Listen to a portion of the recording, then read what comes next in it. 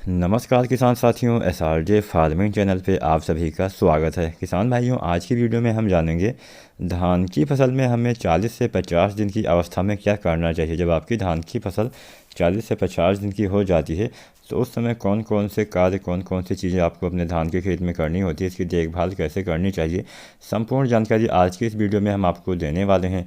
अगर आप सभी चैनल पर नए हैं तो सबसे पहले SRJ फार्मिंग चैनल को सब्सक्राइब करें। कोई भी आपका सवाल हो, सुझाव हो, नीचे आप कमेंट भी कर सकते हैं। तो चलिए आपका ज़्यादा समय ना गवाते हुए वीडियो को स्टार्ट करते हैं। जानते हैं 40 से 50 दिन की अवस्था में धान की फसल में क्या करना चाहिए। सबसे पहले किसान भाई आपको क्या करना है, आप सभी को पता होगा धान की फसल में हम जो यूरिया डालते हैं वो 3 भागों में डालते हैं।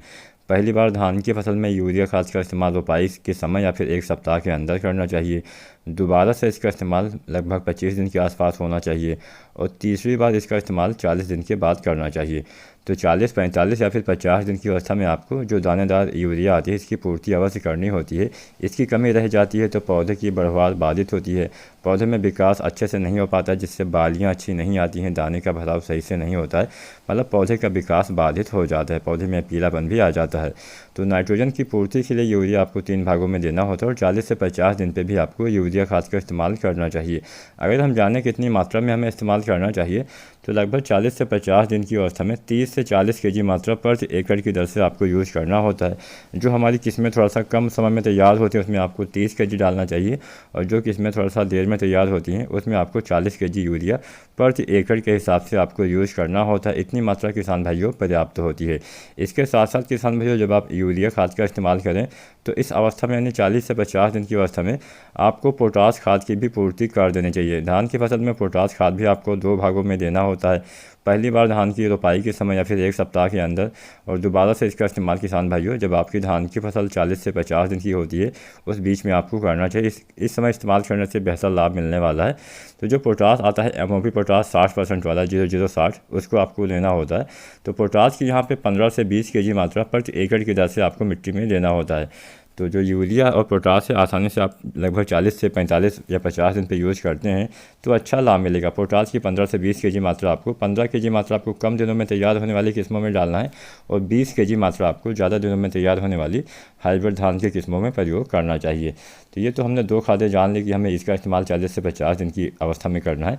इसके बाद में किसान भाइयों एक अवस्था और आती है जिसको हम गोभ अवस्था बोलते हैं, गबोट अवस्था, जब हमारी धान की जो बालियाँ हैं वो तने के अंदर आने लगती हैं, यानी बालियाँ आने से पहले। तो बालियाँ आने से पहले आपको क्या करना है, एक NPK आता है 05234, इसका इस्तेमाल करेंगे तो बालियाँ अच्छी आती हैं, मोटी आती हैं, लंबी आती हैं, बालियाँ हेल्दी स्वस्थ आती हैं, जिससे आपके दाने भी बाद में अच्छे आते हैं, दाने का भराव भी अच्छा हो जाता है। तो अच्छी और एक सही ढंग से बालियों के विकास के लिए आप NPK 05234 का भी इस्तेमाल करेंगे तो बेहतर रहता है। NPK 05234 आपको गबोट अवस्था में देना होता है। जब बालियाँ तने के अंदर आ जाती हैं तो इसकी आपको 1.5 से 2 केजी मात्रा प्रति एकड़ के हिसाब से आपको यूज़ करना चाहिए। मान लीजिए बालियाँ निकलने वाले समय में आपके धान की फसल में थोड़ा सा पीलापन दिख रहा है, पत्तियाँ पीली हो रही हैं, तब आपको जो आता है यूरिया दानेदार इसका भी इस्तेमाल कर देना चाहिए। यूरिया दानेदार यहाँ पे आपको मिट्टी में नहीं डालना है, यहाँ पे आपको इसका स्प्रे करना है, छिड़काव करना है, जिससे जल्दी असर आपको देखने को मिल जाएगा। तो यहाँ पे जो यूरिया आपको डालनी है 1.5 से 2 केजी प्रति एकड़ के हिसाब से। तो यूरिया 1.5 से 2 केजी, इसके साथ में आपको जो आता है NPK 05234 इसकी आपको 1.5 से 2 केजी मात्रा आपस में मिला के आसानी से यूज कर सकते हैं।